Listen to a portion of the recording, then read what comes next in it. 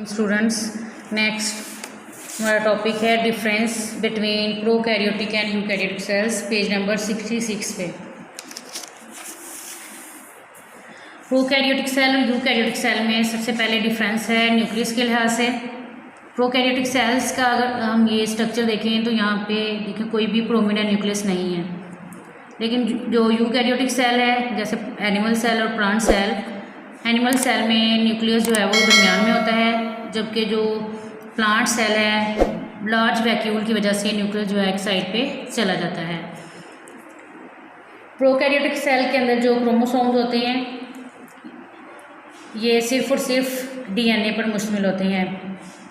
जिस जगह पे ये पड़े हुए होते हैं साइटोप्लाज्म में, वहाँ पे ये अपने आप को फोल्ड करते हैं। फोल्ड करने के दौरान वो जो रीजन है डार्क नज़र आता है, इस रीजन को न्यूक्लियाइड कहते हैं। यहाँ पे देखिए ये क्रोमोसोम फोल्ड होके इस जगह पे जब इकट्ठे होंगे तो ये जो रीजन होगा ये डार्क नज़र आएगा, और इस रीजन को क्या कहा जाता है, न्यूक्लियाइड। जबकि यूकैरियोटिक सेल के अंदर जो क्रोमोसोम्स हैं वो डीएनए और प्रोटीन से मिलके बनते हैं। अदर ऑर्गेनेलिस, यूकैरियोटिक सेल में मेम्ब्रेन बाउंडेड ऑर्गेनेल जैसे endoplasmic reticulum, Golgi operators, mitochondria वगैरह ये यूकैरियोटिक सेल्स में मौजूद होती हैं।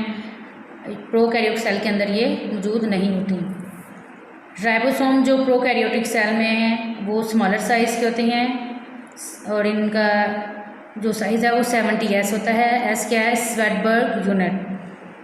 यूकैरियोटिक सेल के अंदर ये लार्जर साइज़ के होते हैं, 80S के। साइज़ अगर हम देखें इनमें तो जो प्रोकैरियोटिक सेल्स होते हैं वो स्मॉलर साइज़ के होते हैं, यूकैरियोटिक सेल्स जो हैं ये लार्जर साइज़ के होते हैं।